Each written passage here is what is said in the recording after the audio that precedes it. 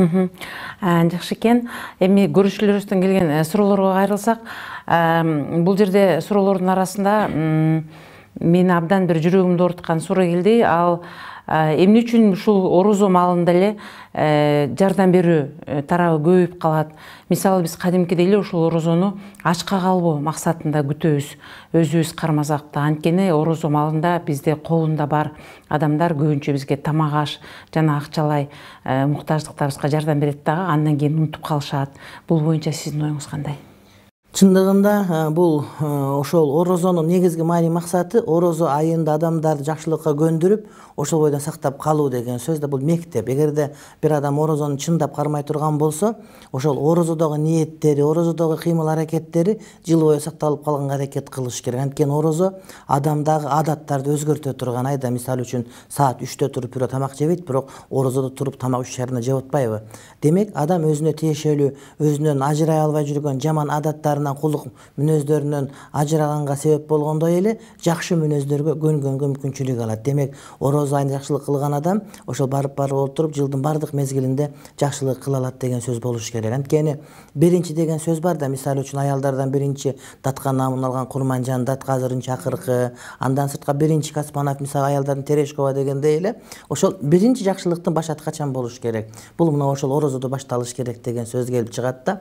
Анан кээ бир адамдар орозодо гана жакшылык кылып, башкага жакшылык кылбайт дегени ыймандын бир аз жетишсиздиги деп баалайт элек. Бирок орозону кармай берсе, булар барып отуруп орозодон сырткары жакшылык кылышат. Анткени ошол орозодо жакшылык кылбаган башка убакта деги эле жакшылык кылбайт деген сөз да.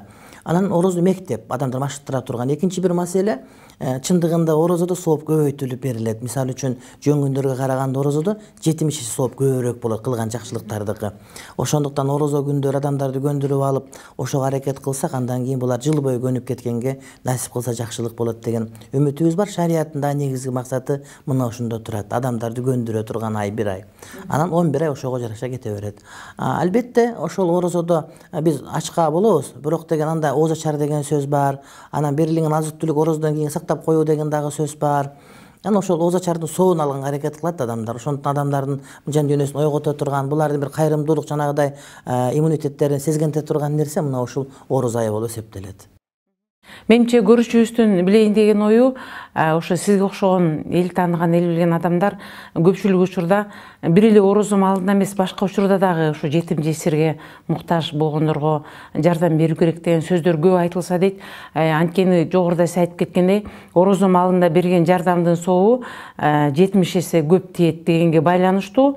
Колунда барлар мен орозо барында гана сооп алып калайын деген аракетти көрүшөт, ал эми башка учурда жардам беришпейт деген. Эң туура айтасыз да, Үмүт айым. Мисалы үчүн карап көрсөңүз, бизде араб туугандар келип мечит эле сала берет да, оорукана сал десең, бала бакча сал десең, кашайып көнбөйт да. Анткени ошол текстке байланып калган, кимде ким мечит курса, Кудай айтал мага бейиштен үй курат деп. Бирок ошонун маани маңызында ошол мечит сыяктуу кимде ким бардык мусулмандардын керегине жарай турган жай деген сөз да.